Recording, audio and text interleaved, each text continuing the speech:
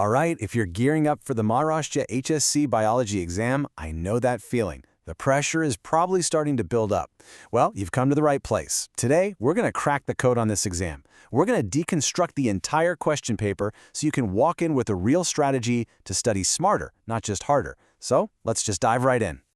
Look, are you feeling a little overwhelmed? Yeah, I thought so. The syllabus is huge, the exam date is getting closer and closer, and it's so easy to feel lost. But here's the thing. What if I told you that just understanding the structure of the exam is literally half the battle won? Seriously, that's our whole goal today, to take that anxiety and flip it into a rock-solid game plan. So let's get into it. First up, the biology paper blueprint. I want you to think of this exam like a game. And to win any game, you gotta know the rules, right? You need the playbook. Well, that's what this is. We're about to learn the blueprints you can play to your strengths and absolutely crush it. And just so you know, this isn't some guesswork. No rumors here. What you're looking at is the official question paper format straight from the Maharashtra State Board itself. This is the real deal. It's our map, our guide for the whole thing. Let's start breaking it down piece by piece. Okay, first number you need to burn into your brain, 70. That's the magic number, your target. Every single thing you do from now on, all that studying, it's all about grabbing as many of these 70 marks as you possibly can. Next number, 3. You've got exactly 3 hours. That's it, 180 minutes to show them everything you've learned. So you know what that means, right? Time management is everything. It's not just a nice to have, it's absolutely crucial. And knowing the paper's layout is your secret weapon for managing that clock. And this whole 70-mark paper, it's split into 4 main sections, A, B, C, and D. Now, each one is different. They're designed to test you in different ways, so you need a unique approach for each. So let's jump in and dissect them, starting with the first one.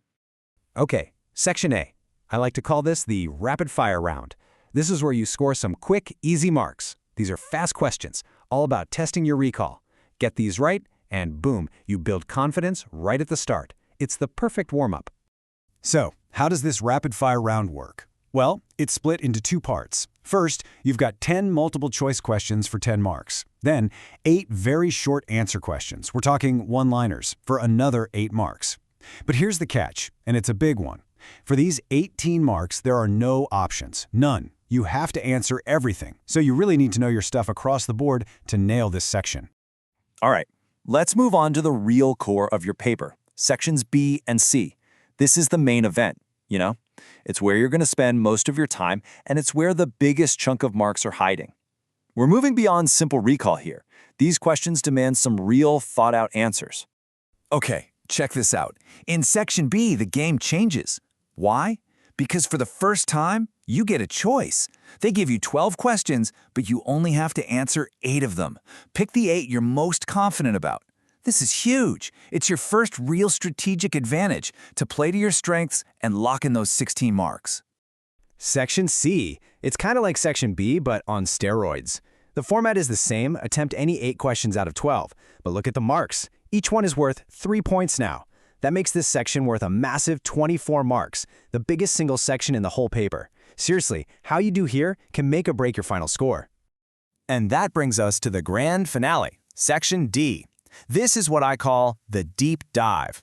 This is your moment to shine, to really show the examiner what you know in depth. These are the big questions, the ones that separate the high scores from the toppers. So, in this last section, you'll see 5 big questions, but you only have to tackle 3. And these are the heavy hitters, worth 4 marks apiece. This is where your detailed explanations, your perfectly drawn diagrams, and your deep understanding of complex processes will earn you those top marks. Okay, let's step back and talk about this power of choice, because it's so important. Your paper is marked out of 70, right? But if you add up all the questions they offer you, the total comes to a whopping 98 marks. Think about that. That's 28 extra marks worth of questions on the paper. This is your secret weapon. It's a massive safety net that lets you skip the questions you're not sure about and focus on the ones you can nail.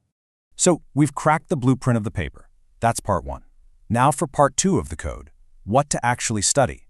Knowing which chapters are most important, well, it's like having a treasure map. It literally tells you where to focus your energy to get the biggest payoff. And once again, we're not guessing. This is the official chapter-wise marks distribution, straight from the board. Seriously, print this out. This document should be your new best friend for the next few weeks. It's the key to studying efficiently. Let's see what secrets it holds. Okay, looking at the big picture, the units, whoa! One of these things is not like the others. Look at physiology. It's an absolute giant. Including the optional questions, it's worth 35 marks. That's more than a third of the entire paper with options. That's insane! After that, your next biggest targets are genetics and evolution and applied biology. But clearly, physiology is king. But let's drill down even deeper. If you want to know where to get the most bang for your buck, this is it. Look at this list. Chapter 9, Control and Coordination, is worth a staggering 11 marks with options.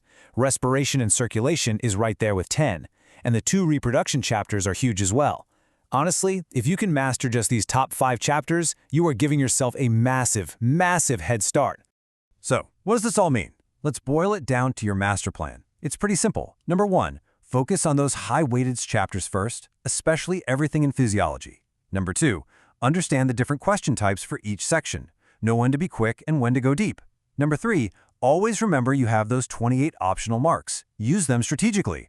And finally, none of this matters without practice. You have to practice against that 3-hour clock. And that's it. The code is cracked. You've got the blueprint for the paper and the treasure map for the chapters. The exam isn't some big, scary monster anymore, is it? It's just a game with a clear set of rules. So now the ball is in your court. You have the plan. The only question left is, what are you going to build with it?